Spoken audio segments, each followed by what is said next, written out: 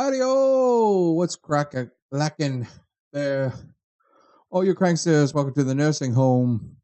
We are going to, you know what I was thinking here? I was thinking, first of all, we were having a conversation about Mario, because Mario Odyssey and everything, and I was sitting here going, my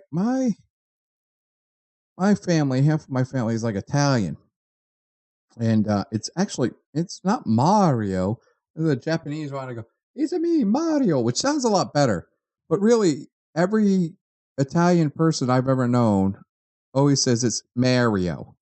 My name is Mario. My name is Mario Cantone. So, but I guess you couldn't put a kids game where you're like, hey, it's freaking me, Mario. You owe me money. Hey, person speech, what are you looking at? You want to go to a freaking ball to me? You want to get some coffee? You know, you couldn't really do that. Anyways, I finally have this up. I wanted to post this yesterday because the Hall of Fame announcements hit. And it was Chipper Jones and Vlad Guerrero, which I wholeheartedly agree belong in the Hall of Fame. Two great players, distinct players. I love Vlad Guerrero. I remember him getting a hit. He chased something like 3 feet out of the zone, hit it as a Baltimore chop, like a big high grounder. So it hit the ground in front of home plate, bounced over, and I think he got a double. That just shows you Vlad Guerrero's skills. Very unique skill set. He wasn't the walk home run guy, and he's the first Dominican in the Hall of Fame.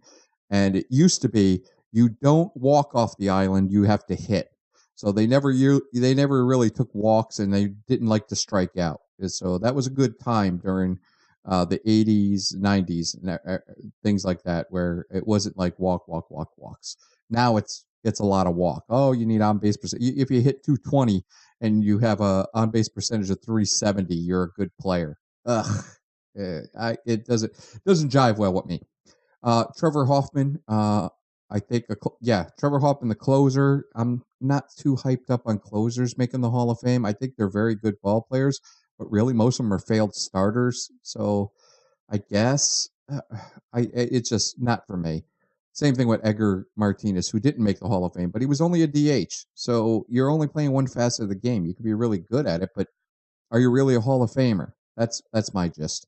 And then Jim Thome, who was one of those walk, hit, home run kind of guys. He would hit a little higher for average. But again, I think he's a very good player. I don't think he's a Hall of Famer, but that's just me. So that was the Hall of Fame yesterday, and now here, we're just going to go over the setup configuration that I have here. I am going to play every year of baseball to the current time. This will go pretty quick. I don't see this going to. I think maybe we'll have this go to the All-Star game of this year in real life baseball. I plan to do a video a year. So and there's a couple things I'm going to do. I'm not going to do wild cards or split into like 3 divisions and that type of thing. I'm not doing that. So I should be able to go in this game when I play it. I should be able to go to the All-Star game and do a video on that. And then the second thing is from the All-Star game. Well, no, I'll do the first half accumulating in the All-Star game. So that should be the first video. The second video should be the All-Star game to accumulating in the World Series, which I'm not going to have a lot of playoffs either, because I don't have to worry about money here. I just have to worry about the integrity of the game. Anyways, all these things, this is a great game for modern day baseball, but the higher this gets up, I remember I played OOTP 5, out of the park baseball 5 or 8, 5 to 8, and I could really do this. It was not labor intensive in order to do a historical league. Now there's a lot of stuff that you have to tweak, just because this game is getting so good when it comes to modern day baseball. But I don't really care for that, you know. So here's what I did. There's a lot of league news here. Don't worry about that. That's a bunch of fake people getting fired. Like I said, I had to do a lot of stuff. I have a CSV file where it brings in players when they're young. So therefore, even the most of the files that pull the database, the master CSV file, will pull the players when they first arrived. It'll be the year that they first arrived in baseball. So someone like Dazzy Vance, who I believe first played baseball when he was about 29 in the 1920s. I think he was the PCL or something out west, and he only showed up when he was older in baseball. What will happen here is that these guys are all going to come in around 16, 18 years old. So I could put them on kind of their minor league teams, and I'll show you what I'm doing there. And they can develop. They could develop, and maybe they'll play earlier and they'll become a Hall of Famer. Maybe they'll bomb up and get hurt. Who knows? So I thought that was great. I have Negro League players, and Cuban players, and Japanese players in this the CSV file as well. So it'd be nice to bring them over and see what they're going to do. I'm not going to make a Mexican league, a Negro league, a Japanese league. I'm not doing that. There's just going to be Major League Baseball, and we're going to try to bring everybody in. As for settings, as you can see here, you're looking at the Baltimore Orioles, not the real Baltimore Orioles. These Baltimore Orioles were actually the New York Yankees. In 1901 and 1902, it was the Baltimore Orioles before they went to New York and became the Highlanders. We have the Boston Americans, which maybe I have to change that name. I have to look. I think maybe they were the Somersets in 1901. They might have been the Americans and then changed to the Somersets next year. The Chicago White Stockings, they were actually called the White Stockings in 1901. It kind of sticks out where it says that they were the White Sox at this time, but really they weren't. It was still Stockings. There was no SOX type of designation back there in 1901 and the early 1900s. Cleveland Blues, Detroit Tigers haven't changed their name since 1901. The Milwaukee Brewers are the ones that are going to be here just for 1 year, and they are going to change to the St. Louis Browns next year. We have the Philadelphia Athletics, who are now just known as the A's, designated the A's. They went to Kansas City later on. Washington Senators. Too long of a story to tell you about all the ups and downs of the Washington Senators. They became the Twins and Rangers, and they created it again, and then the Expos became this. Oh boy, really just a mess when it comes to that. Brooklyn Superbas. I used to know what that name designated as, but I don't right now. I'll probably remember that when I'm going through the year. They later became the Trolley Dodgers, the Dodgers, because in Brooklyn there were a bunch of trolleys, and you had to dodge them in order to get to the ballpark. Boston Bean Eaters, they later became like the Doves. Orphans, of course, became the Cubs. Cincinnati Reds, again, didn't change their name. New York Giants became San Francisco Giants. Philadelphia Phillies have not changed their names. Pittsburgh Pirates. Now, you might see there's no H in Pittsburgh, because really during the early 1900s, it really, you'll see in all the documentation, it's Pittsburgh with an H, but they really didn't really change that over until about 1906, where they started putting H's in these things. They had the H off of there. And the St. Louis Cardinals, who haven't changed.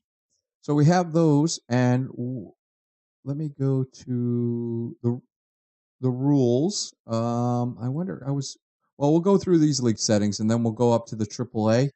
I have two types of AAA. I have two independent leagues.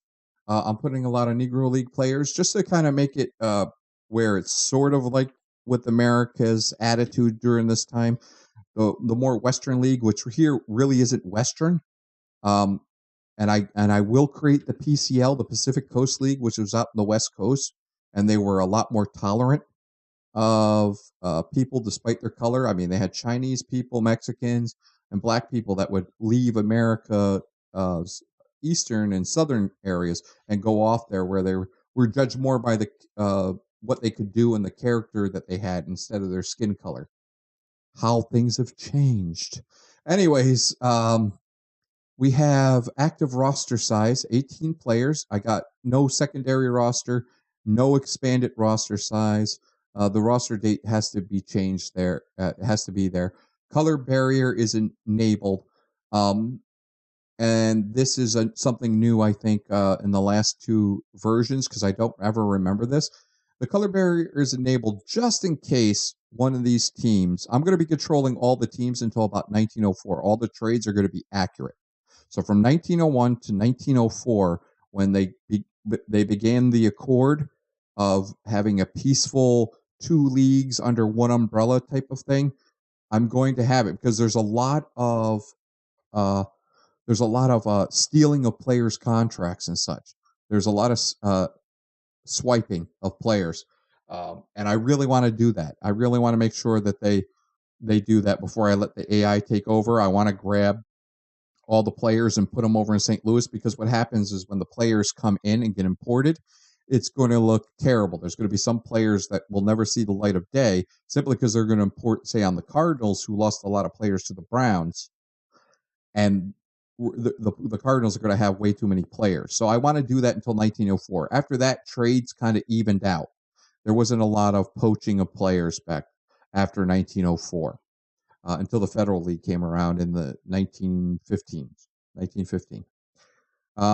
Foreign players on active roster, there's no limit. Disabled list length is going to be 15 days.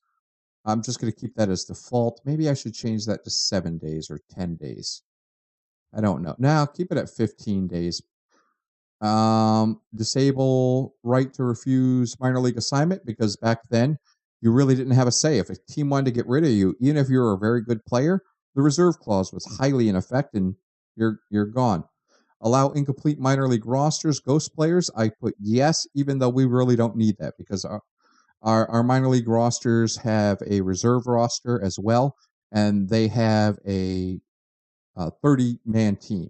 So I got 30-man team on the minor league roster, got 18 players in major league, which this changed, I think, in 1903. It moved up to, I believe, 20 players or 21 players. And then after 1910, I think 1910 and 1911, that's when we sort of started having the 25-man rule, active roster. I could be wrong on that. So if you know anything about baseball in the comments, just let me know. Rosters, AI with incomplete minors. Yeah, fill teams top to bottom first. I don't really know what that exactly is. It just looks like top to bottom first. Fill teams top to bottom first. I don't know. Don't really have to worry about that right now. I think we're going to have enough players to deal with one minor league squad that is AAA for each team, because we're starting that much earlier. I believe not until the late 1930s, a lot of teams had a minor league affiliation type squad. Before then, I think it was the Cardinals and maybe the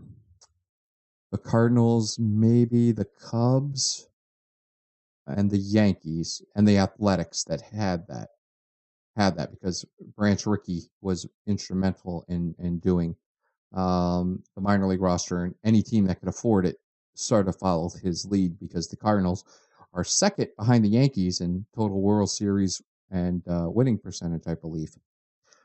Base minor league depth charts and pitching staff on potential, and that's what you do for the minor leagues. That I think is okay. I want the people that have the potential to be something great to get those starts and get a lot of playing time, rather than current ratings. That might be a little bit wrong when it comes to immersion and believability, because back then they would put, you would have a minor league squad hire somebody that was in the league for 3 or 4 years or longer and start them, and they usually would be the player manager if they were in the majors for any amount of time. Enable trading. We are not going to enable trading again until 1904. The amateur draft, no. Disable automatic creation of free agents. I clicked on that yes, because I think that means fake players. I'm not really sure. Again, if anybody knows, please say so in the comments. I don't want to screw this up in 1902 when players come and I can't find them. I hope all of them get dumped into the minor leagues or on their teams, but I'm not sure that works anymore. I think this thing is set up to do a draft. That's what I said. 18 and everything. Back then it was just, oh, this person started on this team. Well, we'll throw them on that team. It was simple as that. Here, I don't think it's so simple. There's a lot of financials. Financials don't really matter during this time. 7,000 is basically the attendance per game per the population. 25 cents a ticket. Yeah, sure, that seems okay. 20% to the gate. I am enabling the financial system. Yearly inflation so far is 1%. We'll raise that as we get higher, especially like towards the Depression era. We are going to enable the reserve error clause rules. Remaining salary if players cut. I'm going to say 20%. I think I toyed with the idea of giving them 50% so that they wouldn't release older players so soon, but they used to do that all the time. Some guy you'll see a lot of stats if you ever look at Baseball Reference and you look at somebody that was you're like, oh, this guy hit like 330 with 6 home runs, which was a lot during that time, and then they were gone. Well, sometimes they would go out west. I remember there's a pitcher, Kaiser Wilhelm, who was very good for Brooklyn, and he just said, I don't like playing on the East Coast, and I'm going back home, and he went to the PCL. Or there was players that just had some other issues. Back then, you had to play defense. If you were horrible defensively, you couldn't stick around because they wanted a more well-rounded player than just a great slugger or great hitter. You could hit all you want, but you needed to play the field as well. Multi-year contracts given. Usually this is star players. I'm going to say random because you don't know. There might be a player there that is a very good player that just becomes a favorite. Sherry McGee of the Phillies, I think back then. He was a very, very good player, but I wouldn't call him a superstar per se. There was also catchers. A lot of catchers that sucked. Bill Bergen, and we'll talk about him when we begin the first season. Bill Bergen, who holds like the record for the most at bats and the lowest batting average. They kept him around. He was great defensively.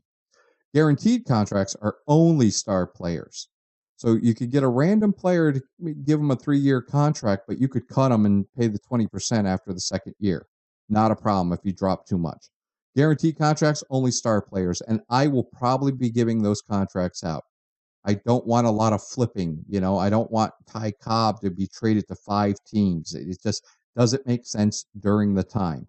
Again, I will change these when they are, for immersion effect when we get higher and higher. I will not have like full-time free agency and draft caps and draft ceilings or draft floors and not draft ceilings. Pricing floors and pricing ceilings. I will not have that in this game. It will be basically a free market type of thing with a little bit of reserve clause in it. So it's going to be free agency, but it's going to be a very controlled free agency when I start getting it, so that teams are going to have more control over players, and I want to see how that goes because that's something I think is needed nowadays. A lot of players are traded, and you're seeing that in the last 4 or 5 years. They're traded at the trading deadline. They spend half a year with this new team. Then they become a free agent. The team that traded them gets prospects for a rental. And then that player sometimes, more often now than it used to be, signed with the same team that traded them. It's sort of like a collusion factor between the player and the squad. They're like, yeah, we'll resign you at the end of the year. Just we need these prospects. There's no promotion or regulation. I don't understand that. I think that's for the European. The guy who creates this game and develops it is from Germany. And there's just something where people wanted that to be more like soccer or, European football. Okay, I guess. To me, instead of working on this, I wish the statistics worked better when it came to older type baseball. And the games you could play these games. I won't be playing a lot of games. Maybe I'll be playing I'll be replaying a very close World Series game. But you'll see that they don't really play like a game back here. There's no double steals. There's no hit and runs a lot. No matter what you tweak these things, I've tweaked the managers to be like a lot of hit and run, a lot of bunting, a lot of I like contact hitters and all that kind of stuff, but it still plays like modern day baseball when you're playing this game. Um, so I wish they spent more time on that than this. But that's me. I'm the minority. I'm not faulting. I'm not faulting them at all. The only thing I did is when I give this game a score, I give it a half score because I said don't advertise this game as a historical stimulation because it really isn't. It sort of is, but it's really not. Um, okay, so it's like this. The reliever award, I can disable this, but really, why would I want that ever? I don't really want that ever. Why can't I make my own award? It doesn't let you, you know? So, anyways, MVP is going to be the most valuable player award. We'll probably name this after a player. Pitcher of the Year award, the Cy Young award. Well, Cy Young's still playing. So we'll see if it actually is called the Cy Young. It might be called the Christy Mathewson, or it might be called the Three Finger Brown Award. Two great pitchers in the National League during this time. Rookie of the Year award, again, this is actually called the Jackie Robinson Award, if you guys don't know that. If anybody doesn't know that, usually it's still called Rookie of the Year, but I think technically it's called the Jackie Robinson Award, although he does have another award, I think, named after him as well, for just gallantry and bravery and being a good sport and a good person as well. But I'm pretty sure Jackie Robinson Award is the Rookie of the Year award. And again, I might do the same, except my segregation end is going to be much, much sooner because Calvin Coolidge is going to have a lot of power when he becomes president in the 20s. And he wanted to desegregate America, but there was a lot of people that were against him. But and during baseball, Judge Landis was one of them that squashed it for baseball purposes. Where the players, there was more white players in Major League Baseball that wanted that were all for desegregating the sport than that were against it. So something you don't really hear about. More players, like high-end, like superstar players. As much as Ty Cobb's called a racist because that stupid book that Jackass wrote after he died, Ty Cobb always said in the 30s and 40s, I'm all for black ball players as long as they conduct themselves to the greater good of this game. I'm all for them playing. So, and yes, he got into fights with black people, black fans, but Ty Cobb got into fights with a lot of people in the early part of his career. Once he hit about 30, then he kind of calmed down. But that's what happens when your mom shoots your dad when he tries to sneak in and find you cheating. I mean, come on, man. That was pretty. No wonder Ty Cobb was a mental case and very violent. And it was him against the world. It made him a great ball player. It didn't make him so much of a great dad and a great husband. All right, Defense Great Glove Award. We'll probably call that the Gold Glove after a while, but right now it doesn't make sense. It wouldn't make sense in the juxtaposition of the 1900s to call that the Gold Glove Award. Manager of the Year, and now I got my custom award. I'm going to do the All-Star MVP because I want to keep track of that because we're going to start the All-Star game in 1901. Right now we have, in my series, in my historical replay, we're going to have sort of a handshake agreement. We're not going to have, we're going to have the very first World Series this year, and we're going to have the very first All-Star game. So it's not going to be next year. World Series, 1904, John McGraw and his Giants, because he came over from Baltimore Orioles and he didn't like Van Johnson, the guy who created the American League. He had a couple of run-ins with him, and he said, I'm not going to play the Athletics. I'm not going to play those white elephants. And that's where the Athletics, you'll see their logo, is a white elephant because they took that and they were like, yeah, we'll wear it with pride. Thanks, John McGraw. Milestone settings, a single season home runs. I think we're just going to keep this right here because it's not going to make a lot of sense right now. It's not going to make a lot of sense right now, especially that 50 home runs for the single season. And where is the career? Career home runs, 300. Not going to make a lot of sense now. But really, home runs don't even matter right now. It's going to be all about triples. Sam Crawford and his triples. We're going to allow rainouts, which I think was a great addition. I didn't see that one before. I think the last one I played was Out of the Park 14. I just played a trial version. I haven't bought this game in a very long time.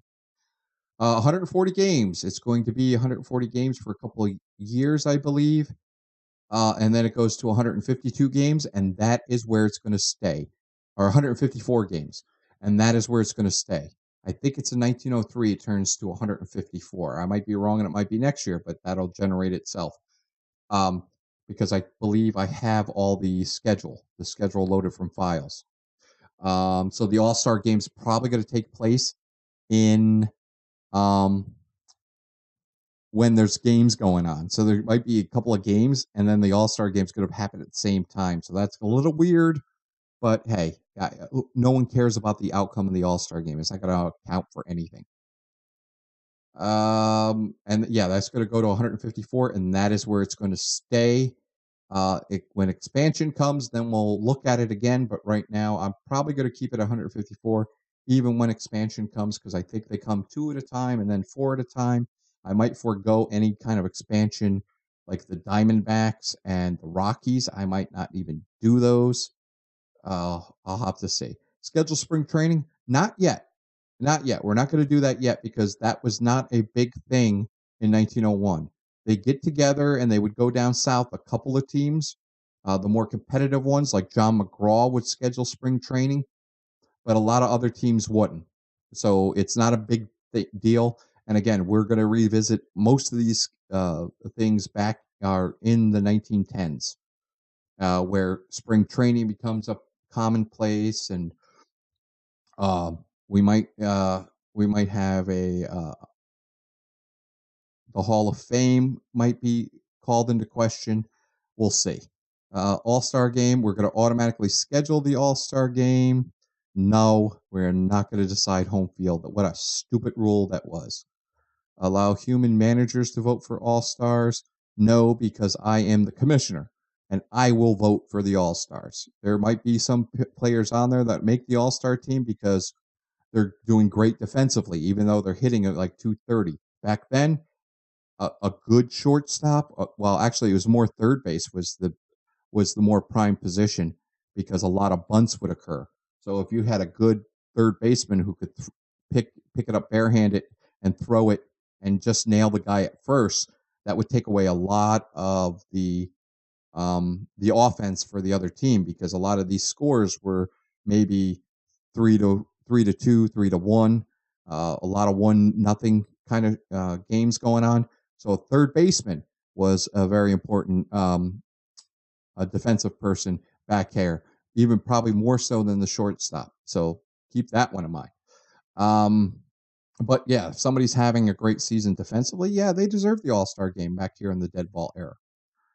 Influence of popularity in All-Star vote, high, because yes, that's always going to be the case. If you're popular and it's not going to really determine Hall of Fame status. I'm not going to worry about that.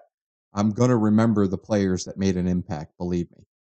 And because you'll only see like me running the simulation, but I really take my time in running the simulation, looking at these things, seeing key plays, and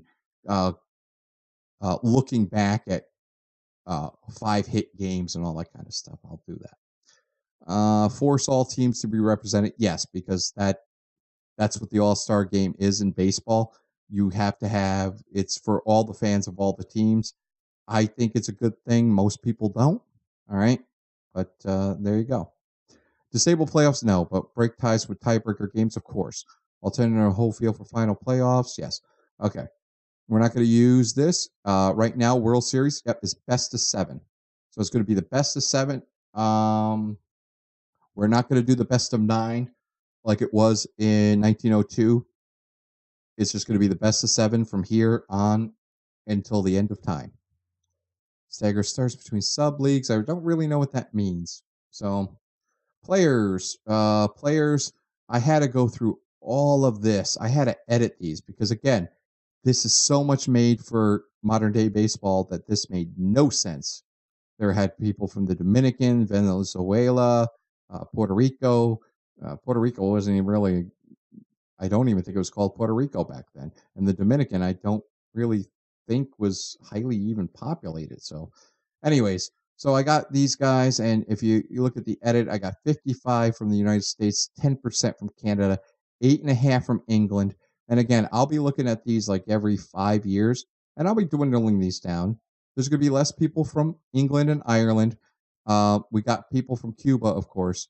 And this is just rare people. I'm going to get um, some people from the international every once in a while. I might create one, and I might bring this up where I create one or two international free agents. Or I think I have it where international generate international established.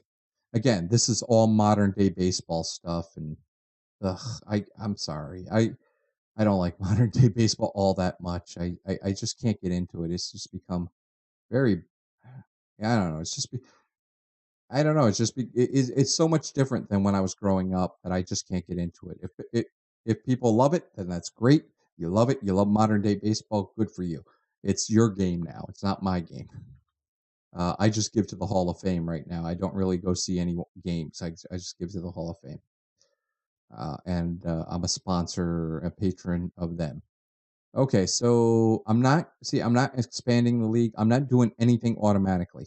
I'm not retiring players according to history or missed seasons because Ted Williams might be one of the best players that ever lived offensively, because he's not going to go off on World War One, and he's not going to go off Korea.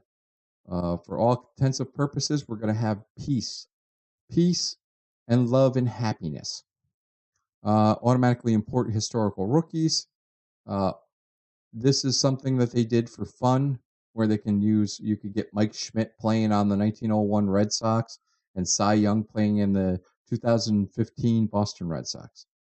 I got there's the database pass, is the stats CSV, I think. Import rookies as free agents. See, this is the thing. I don't know what's going to happen. I may have to change this because I don't know if they're going to import onto the team that they should. I don't know. I really don't know. So I'm going to have to look at that first class and see where they come out of and where they go, because I think this is all set up to have people come into the draft. If this is wrong, please let me know before I begin the next season. All right. So I'm basing it on real stats, peak seasons of career, base potentials on that. Entire career, and pitcher stamina on entire career. I've gone through every single ball player, and I've kind of fixed their potential, and I fixed their stats, because a lot of them import incorrectly with this database that I'm using. Even though it's pulling from baseball reference, I still like to tweak it because I'm just high maintenance like that. Stats detail, very high detail. We're using a 4-man rotation, but what I'm going to do in the first 10 years of the league is probably use 4-man rotation, and then towards the end of the year, maybe the beginning of August, I'm going to change that to 3-man rotation to get more starts and to get heavy innings loads for the pitchers. Number of relievers 2, position players 12, starters and relief, of course. Relievers, closers, very rarely, very high, very rarely. Pinch hit for position players, rarely. There were some platoon situations back here, or when they would hit for the catcher. Defensive substitutions, that's rare. Stealing bases is actually normal back in this time. It wasn't until a little bit later, around when the lively ball hit, they did a new ball around 1911-12, and all stolen bases started taking off, because they try to do a lot more hit and run. And when you do a lot more hit and run, if the person doesn't hit, then then you get a stolen bases. Like Ty Cobb got most of his stolen bases a couple years after he got into the league. Hit and run is very often here, and bunting is often. Infield shifts, none. Not during this time. All right. So we got that, and I wonder if I have to. Is there global settings? Do I have? I got all the players in face gens, I believe. Oh, here we go. Players and face gens. Enable injuries, very low frequency. I don't have a. Right here, I'm just going to do this very low until I get more players in the leagues and flood the minors, because I think a lot of players are going to retire after this year. Because I do have a lot of old 19th century players hanging around, which will be very interesting. Some people may not know who they are, like Bill Lang, who was a very, very good player who went to take off to be like a lawyer or something because he wanted to get married, and the father said, she's not marrying a ball player, so he gave up baseball, and he was a great hitter. He's like a 340 hitter. We are going to position player fatigue is going to be low. Enable suspensions is going to be low. Again, when stolen bases and the lively ball gets, and people like Ty Cobb come into the league, the suspension frequency is going to go up a little bit. I like the personality and the team chemistry type of thing because I want to see something weird like the Boston Braves. I want to see the Boston Braves, who are now the Bean Eaters and will be the Doves, and then later the Braves. I want to see them come up. I want to see what happens where it's like, holy crap, where did this team come from? Well, maybe it was team chemistry. Maybe they just got the right players. And player nicknames, of course. I love player nicknames back during this time. There's a guy called Pierce, What's the Use Childs. That's amazing. He has some stories, and we'll talk about those. These are just mustaches. I took a lot of them off. There are players going forward. There's going to be a lot of players don't have facial hair, but right now, a lot of players coming from the 19th century do have that like bully type of thing, and the Wilhelm, and not the Howard Hughes, but like this hair lip type mustache. But most of them have that handlebar mustache, like right here. This handlebar mustache that was really, really big and dyed black, even if they had brown hair. AI settings, very hard. Favor veterans. Back here, they wanted veterans. They'd give up a prized. Christy Mathewson was traded away, and he was a highly touted prospect during this time, and he was traded for a couple, two horrible veterans. You know, that type of thing. Ratings, weight, current year stats. It's always about current year back here. That's all they had. They didn't have any stats. They knew like last year, oh, he was doing pretty good. We'll give him a little bit of leeway, but it was all about what can you do right now. If you can't do it, you're out. You are just out. Almanac, global. I don't think there's anything here. Player ratings are all relative to Major League Baseball, so people in the minor leagues might be 1 star, but they might be pretty decent. Or they might be one of the best players in their AAA league, but for Major League Baseball, they may be 1 star. Coaching system, I like coaching system. Enable owners owner goals. I like to see that just to see what the owner is doing. What do they think is going to happen? When it comes to managers, I'll probably forego that. Like if somebody, I'm not going to let the AI get rid of a manager. Get rid of a manager who's won 5 World Series or went to 5 World Series in 12 years, but he had like 4 years of subpar play. That's not how it worked back then. Again, when it gets a little bit higher up on the spectrum, then yeah, when there's not a lot of player managers and such, then yeah, we're gonna change that. Enable storylines. I like the storylines. They did a really good job with these storylines. Some of them will, and again, with historical leagues, some of these are not going to make sense sometimes. Eastern League Baseball. Let me see if I can do the league settings here. We'll just go over this. League and teams. Okay. So with the Eastern League, and I do have an icon for this. I don't have a lot of icons for the other ones. I tried to look with older baseball. I did have like all the old minor league teams and their uniforms, but that was about 3 or 4. Now it had to be around 13. I think 13 was the one I really bought. 14, I think I did a trial, and I was like, I'm done with this. I'm done with the game. It's passing me by type of stuff. So, but I always wanted to do this historical sim on and record it on video. It's much easier than me typing stuff out. Anyways, Eastern League. Now the Eastern League will turn into the International League.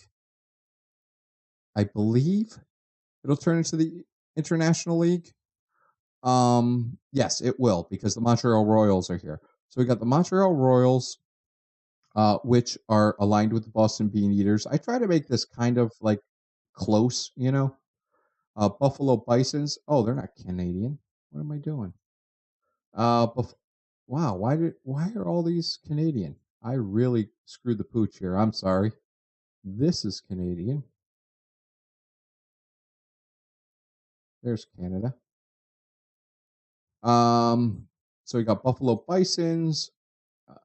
Uh, and they were the Brooklyn, Jersey City, Chicago, Newark in New Jersey. There is Cincinnati, Providence Grays, the New York Giants, Rochester Phillies, because that's closer to there. Toronto Maple Leafs are the Pittsburgh Pirates, because they're a little closer to Toronto.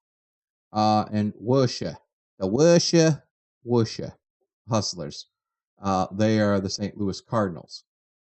All right. I don't know if that's Worcester, New York, or Worcester near Boston.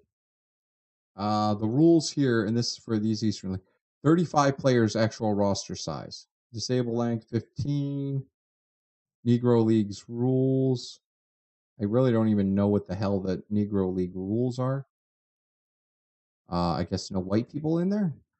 10 cents a ticket. I just basically made that 3,000 options. Pitcher of the year. There. Yeah. Okay. See, so I just basically made uh, these kind of awards, and when I look back, I could see, hey, this one was a pretty damn good minor league player. He was in the league 12 years, and he won about 6 MVPs in the Eastern League or something. You know, that'd be pretty nice. You know, that'd be pretty nice. Rainouts and everything. Disable playoffs. We're not gonna have a playoff here. That'll be later down the road. Stats, yeah, 4-man rotation, not big. And then we also have the Eastern League, Western League, and these are both tied to Major League Baseball. So we have the Western League, and of course, I don't have a logo. I used to have the logo for the Western League back then, and the Western League will become. I'm looking at that St. Paul Saints. It's not the International League. It's called the American Association. These guys will become the AA, the American Association, the Western League. And that's because you can see the St. Paul Saints, the Minneapolis Millers, and the Kansas City Blues. Most of these other teams, like Denver, Colorado Springs, they'll be gone. But what I did is I put most of the Negro League players that still have time on their hands, that are about in their 30s and 20s, that are coming from the 19th century. I'm putting them all on here because I'm saying, hey, you know, they're a little bit more tolerant, say in Minneapolis and St. Paul and Omaha. Of course, these are the American League. I just made it so I'm not mixing and matching. It's like one league is going to be the American League's minor league system, and the other league is going to be national, because there were no minor leagues back here associated with Major League Baseball. That happened much later. So yeah, Colorado, Baltimore Orioles, all that kind of stuff. Chicago White Stockings, and these got the same rules, 35 as that. Now, oh wait, no, I'm sorry. I am sorry. I apologize. The Western League do not have the Negro League players in it, uh, because that is Major League Baseball, and it is still segregated. So that's That's what's going to happen with these guys. These are the ones, the Southern Association, which stuck around for quite a while, and it became a lesser league.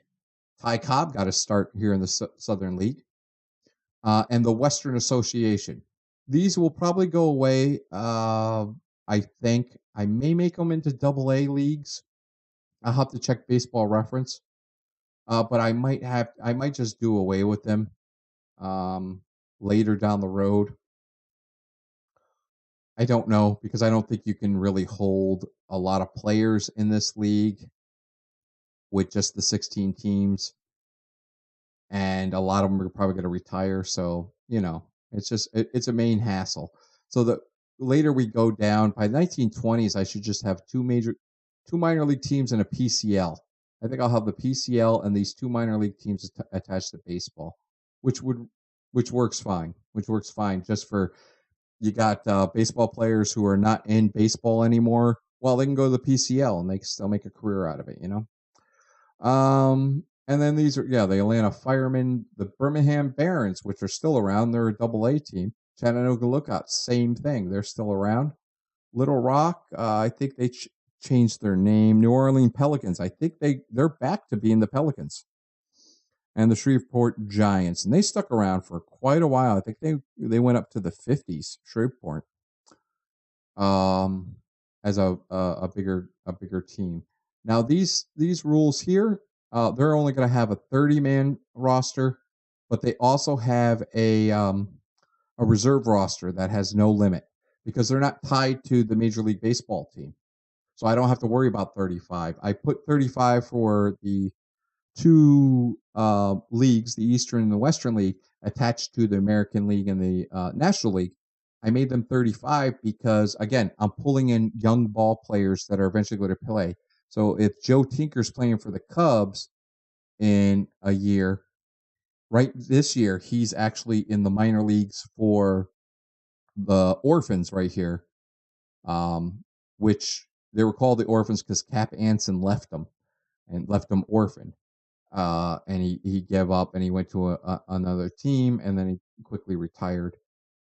Cap Anson, one of the biggest villains in all baseball history. He's the one that didn't want to play black people, and he was the superstar of the time. So screw you, Cap Anson. There's no actual reserve roster size, because I don't want a lot of free agents just hanging out in the free agent market. I want everyone kind of like on a team playing.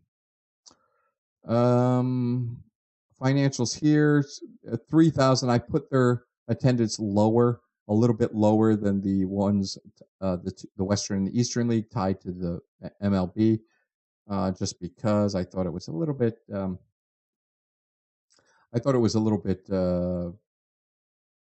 More immersive when it comes to that. Everything else here is prohibited, and that's it.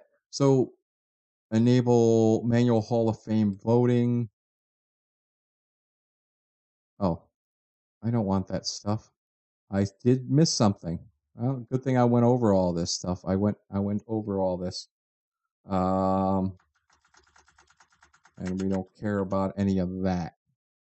Spring training, disable playoffs, don't care about that. We may visit it later.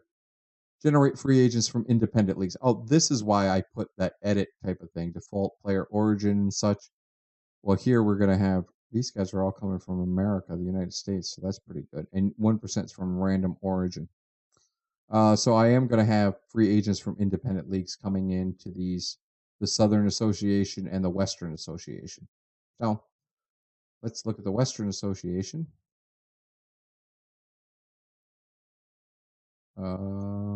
Western Association, league settings. These have, Dayton, Fort Wayne. The Western Association, the Southern Association, of course, no black players. No black players at all. It's the South. Jim Crow laws? No, that's not going to happen. Over here, the Western, this is where I have a lot of the black players. If I do the league home screen, Andy, Swamp Angels, okay. Off season, Mitch Allen. Yeah, there's a couple of There's a couple guys, Oscar Sanchez and everything like that. We got a couple of top free agents. These guys are not really top free agents, not at all. They're older players that were in the third major league, which was called the UA, the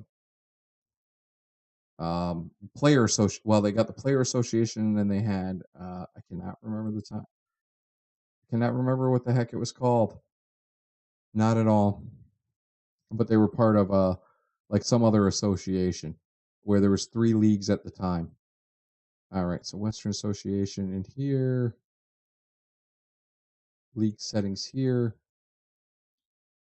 You got Indianapolis, Louisville, Marion. So they're kind of like northern west. Again, we'll have the PCL and they'll get pushed out.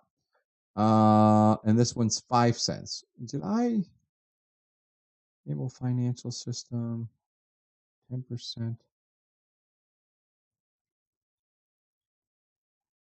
Hall of Fame voting. No. Get rid of all this. Don't need that. So I really did screw the pooch when it came to this stuff. We do import them with creation modifiers, players, default 2 per year, stats AI, all that kind of good stuff. Let me go back to the Southern Association. And if I look at the financials there, oh, it is 5 cents, right? League and team.